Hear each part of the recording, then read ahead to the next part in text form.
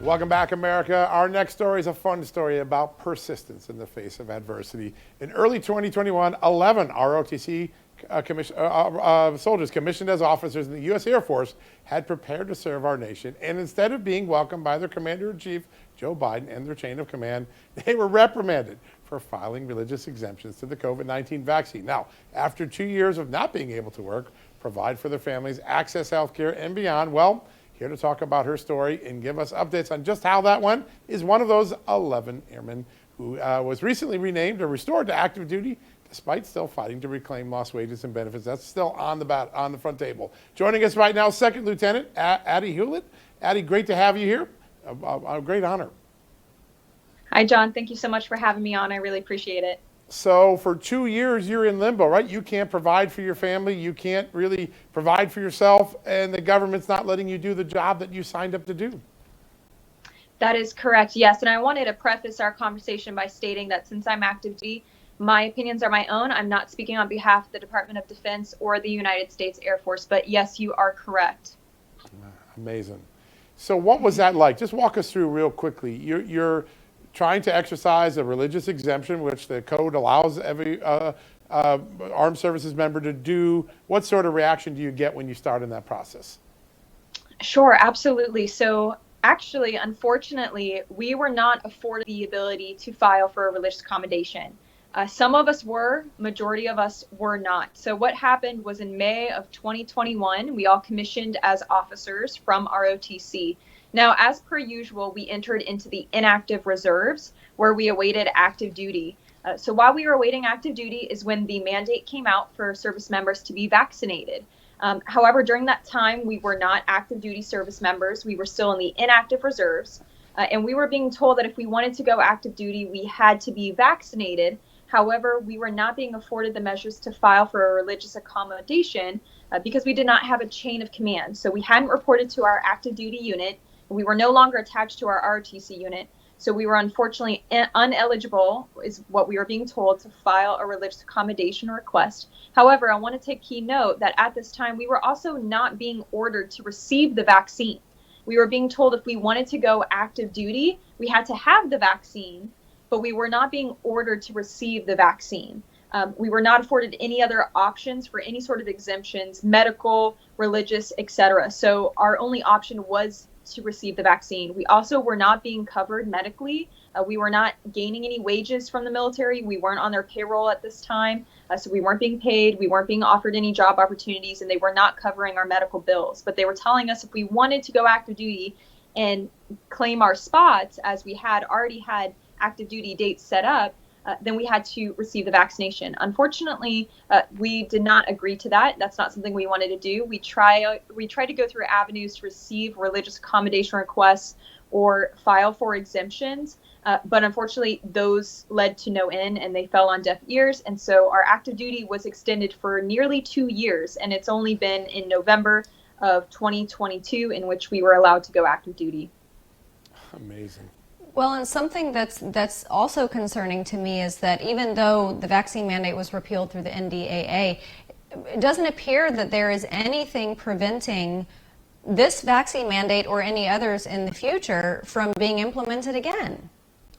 That is correct. And something I really want to touch on too is that NDAA only repealed one memorandum. And that one memorandum came from the Secretary of Defense. So there are other memorandums which apply to the National Guard and the reserves.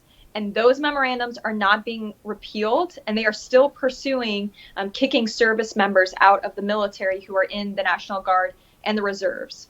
Yeah, we had a story like that over the weekend. It's just unbelievable, Addie. So what are the next steps for those of you who are still fighting to have your rights reserved and protected? What are the next steps in the court or inside the military to try to get justice here? Absolutely. Well, so the biggest step is gaining awareness, because there's something really important behind this that Americans are not paying attention to, and I think service members really are not aware of. So in Title 10 law, Section 1107 Alpha, it very clearly states that service members cannot be mandated to receive an emergency use vaccination. So the only vaccination that service members can be forced to receive must have FDA approval. To date, there is no FDA-approved vaccine on the market. Doesn't matter where you go in the United States, you're not going to find it, and the bases are not providing them. There is none. It has not been available to anyone in the United States.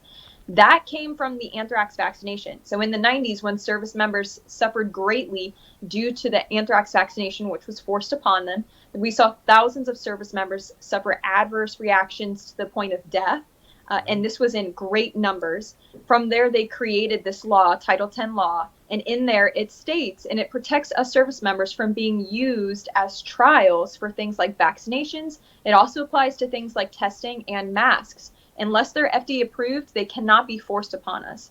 So what's going on right now is service members are using their right to informed consent, and they are refusing a trial vaccine. However, they're being punished and kicked out, and their livelihoods being taken away from them for using their right to informed consent to say no to something.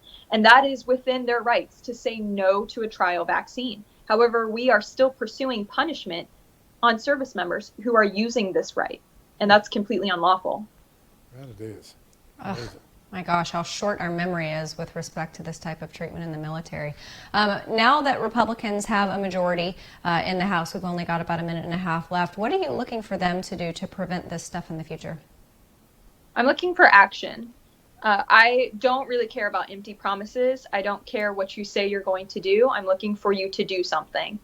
And like we spoke about earlier, in this NDAA, it does not prevent the Department of Defense or anyone else from putting on mandates on service members once again. Really, all it says is, hey, if you want your money, remove this mandate right now, but it doesn't say you can't bring it back. And like we spoke on earlier, it's also still allowing punishment going on throughout the military. So what I'm looking for is for there to be justice for these service members. And I'm looking for there to be justice for service members who have been unlawfully removed from their position and whose livelihoods have been removed based solely on the fact of using their right to informed consent. I mean, it's plain and simple. It does not matter. Truly, if you filed for a religious accommodation, that is your right, but you shouldn't have had to have done that because there is no FDA-approved vaccination. So there is no reason anyone should have been kicked out of the military at this point. Education so important on this. You helped us tonight get started on that path, Addie. Real quickly, where can someone find out more about the foundation, all the work that you guys are doing? Absolutely. So if you're interested in helping us fight this injustice, we do have plans on taking this to court and helping other service members who are suffering as well. Please visit the Pipe Hitter Foundation. That's HITTER, thepipehitterfoundation.org. You can also find them on all social media, and you can help and read more about our story there.